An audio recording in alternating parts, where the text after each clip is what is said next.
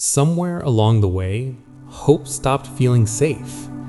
Not because you stopped believing in God, but because believing again feels like setting yourself up to be let down again. Scripture doesn't ignore that tension. It actually speaks directly into it, and not in the way most people expect. You're not imagining how hard this is.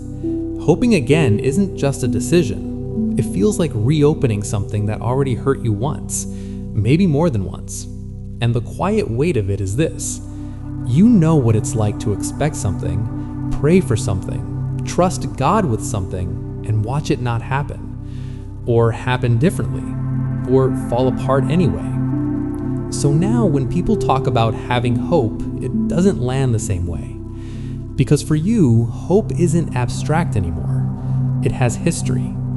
And Scripture doesn't ask you to pretend that history doesn't exist.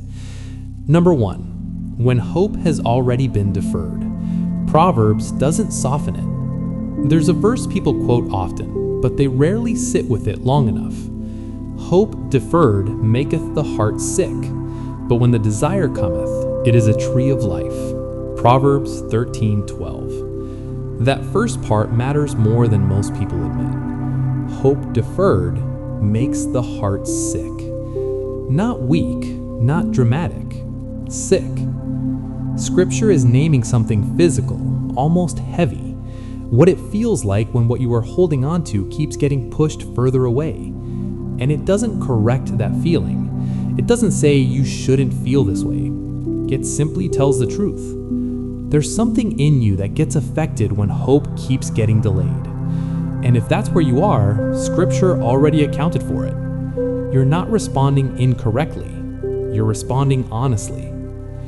Number two, Abraham didn't start with strong hope. He faced the impossibility first. Romans 4 talks about Abraham in a way most people skip over. It says, who against hope believed in hope. Romans 4:18. That phrase is strange on purpose. Against hope, believed in hope, meaning everything visible, reasonable, and realistic gave him no basis to expect anything. His body was already as good as dead. The promise didn't match his reality anymore, and Scripture doesn't pretend otherwise. In fact, it says, he considered not his own body now dead, neither yet the deadness of Sarah's womb. Romans 4:19. He saw it clearly. This wasn't blind hope. This wasn't emotional optimism. It was something quieter. He didn't ignore the evidence that hope didn't make sense. He just didn't let that evidence be the final word. That's different than what most people call hope. Number three, David's words don't sound like someone who feels hope. In Psalm 42, David says something that feels more honest than polished. Why art thou cast down, O my soul? And why art thou disquieted in me? Hope thou in God. Psalm 42:11. That's not a confident declaration. That's someone talking to himself because something inside him isn't cooperating. His soul is cast down, disquieted, and yet he speaks hope into that place anyway. Not because he feels it, but because he knows where it belongs. There's a difference. Scripture doesn't show David feeling hopeful and then speaking. It shows him speaking into the absence of it. So if hope doesn't feel natural to you right now, you're not outside of what Scripture describes. You're right inside it. Number four, the verse most people skip, hope that comes through what hurts. Romans 5 builds something slowly, and it doesn't rush. Tribulation worketh patience, and patience experience, and experience hope. Romans 5:4. That order matters. Hope comes last, not first, not automatically. It comes after something has been endured, saddened, carried longer than expected. And even that word experience, it's not about success.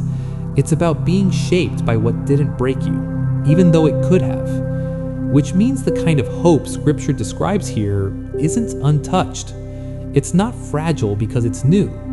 It's steady because it has been through something. That's a very different kind of hope than the one people usually talk about. If these passages are hitting closer than you expected, pause here. All the verses from this video are gathered in one place, Scripture Refuge. Free, no ads. Link in the description. Number 5. Jeremiah didn't feel hope. He reached for it in the middle of ruin. Lamentations 3 is not written from a peaceful place. It's written from loss, grief, and exhaustion. And right in the middle of it, Jeremiah says, "This I recall to my mind, therefore I have hope." Lamentations 3:21. Notice what he didn't say. He didn't say, "I feel hopeful." He said, "I recall something." Hope here is not rising naturally. It's being brought back into focus on purpose. And what does he recall? It is of the Lord's mercies that we are not consumed, because his compassions fail not. Lamentations 3:22. In other words, everything around him still looked the same. Nothing had been fixed yet, but he chose to anchor his thinking in something that hadn't changed, God's character. That's where hope began again. Not in circumstances shifting, but in remembering what remained true even when everything else didn't. That's a very different kind of hope than the one people usually talk about. Number 6, the kind of hope that doesn't shame you when you struggle. Hebrews says something quiet but important. Let us hold fast the profession of our faith without wavering, for he is faithful that promised. Hebrews 10:23. That last part is the anchor. Not your consistency, not your emotional strength. He is faithful. The weight of hope doesn't sit on your ability to maintain it perfectly. It rests on the one who made the promise in the first place, which means even if your hope feels unstable, the foundation it sits on isn't. That's what allows hope to exist again, even when it feels hesitant. So you're not being asked to pretend the past didn't happen. Scripture never asks you to erase what hurt you, but it also doesn't define hope the way we usually do. Hope in the Bible isn't a feeling you maintain. It's not optimism that things will go your way. It's something quieter, something that can exist even when part of you is still unsure, even when part of you is still tired, even when part of you remembers how it felt last time.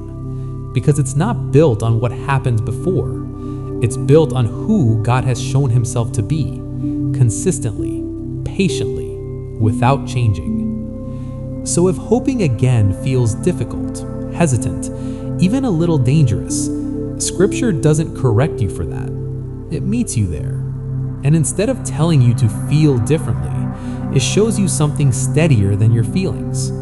Not a guarantee that everything will unfold the way you want, but a quiet, unchanging truth. The one you're being asked to hope in is not fragile and hasn't failed to remain who he has been, even once. So maybe the honest place to leave this isn't with confidence, but with a question you can carry quietly. If hope doesn't have to feel strong to be real, could it still exist here, even now?